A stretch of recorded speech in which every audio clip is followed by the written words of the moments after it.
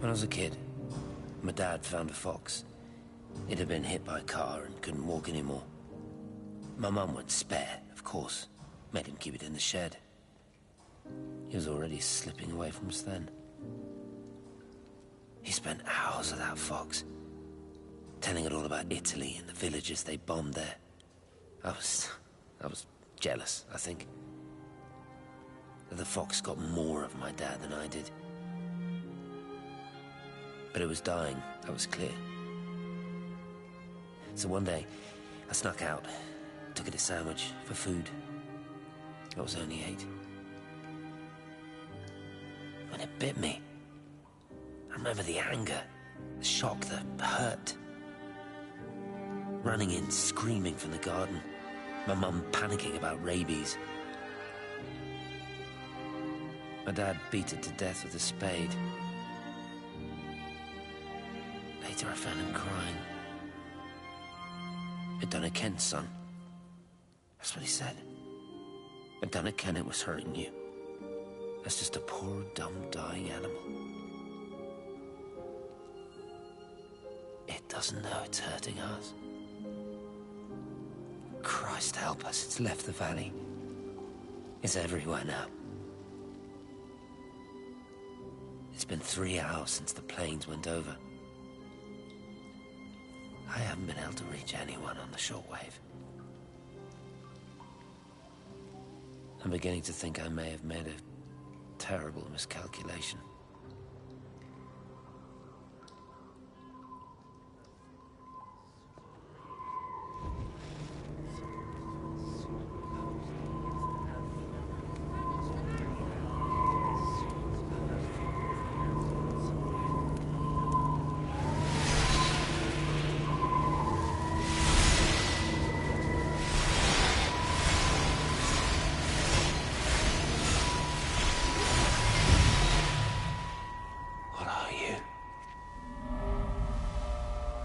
You understand me, don't you?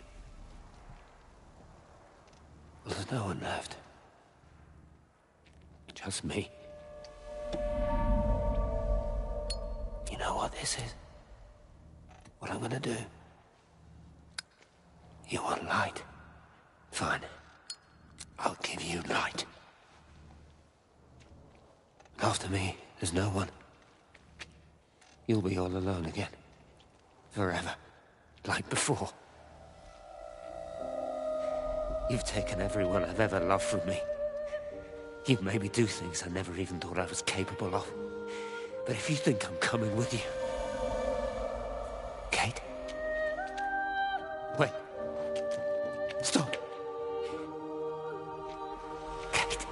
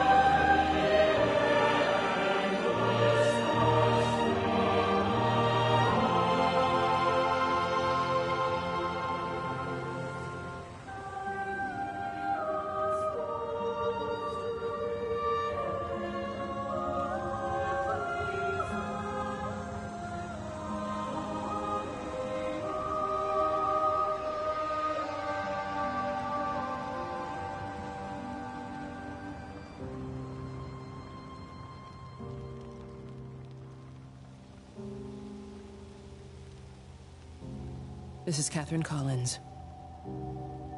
I don't know if anyone will ever hear this. It's all over.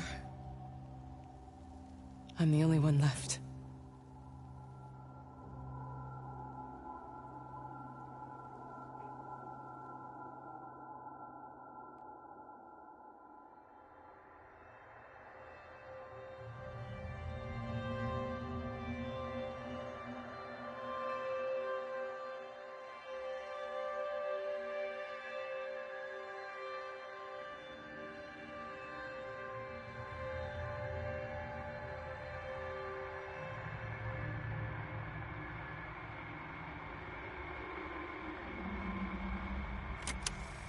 On the plane, Stephen leaned across me and pointed out of the window. "Down there," he said.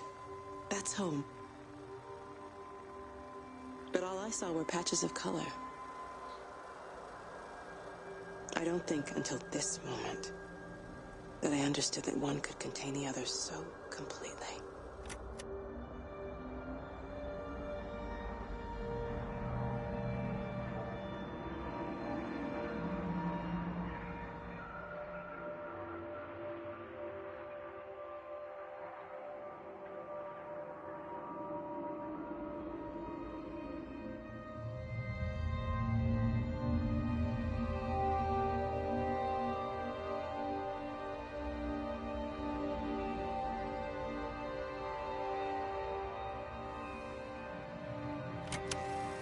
I watched a butterfly dancing in a strip of sunlight. All of its life contained in a single day. The blink of an eye between the ebb of the darkening tide. Lying there with the pattern curled around me, I saw the inevitability. The necessity of presence born from absence. The constant unfolding.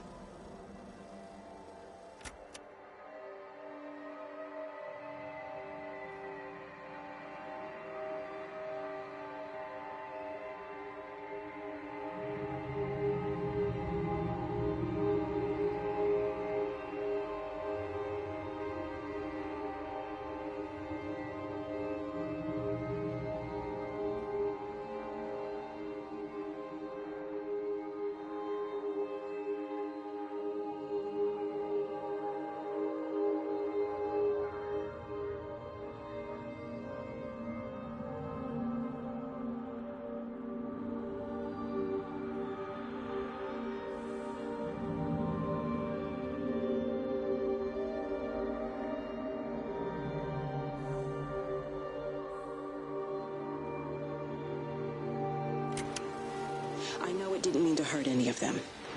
I try and explain why Lizzie tried to leave with her child and why it was wrong to stop her. I try and explain that much of what it did was wrong. It shows me Stephen and Lizzie together. And I'm happy for them. Frank walks his fields with Mary. Wendy and Edward nest together in the orchards of their love. Jeremy lies at peace with his God at last. All of them are happy because they are together. I understand it better now. It is a collector of time. Of butterflies.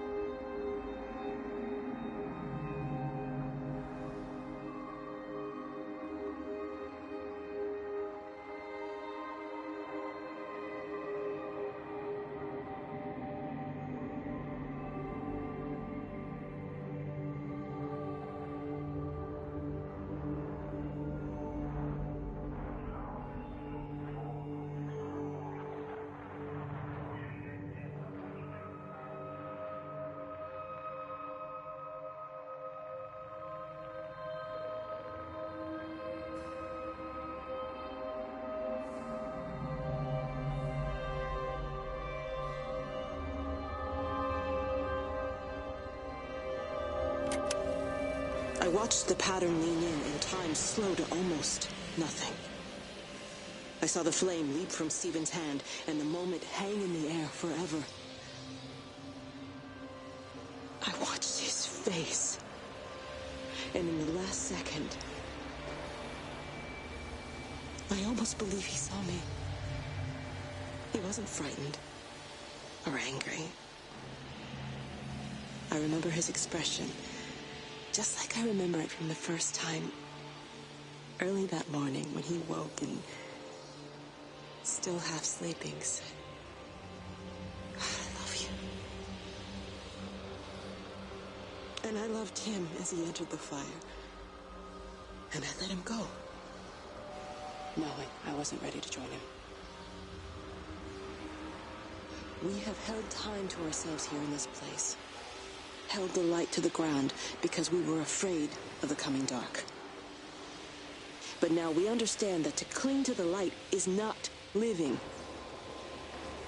I've spent my life watching the illumination from a million dead stars reaching for me without grasping this meaning. The light we cast transcends our death. The pattern made by our living creates a bridge across the dark.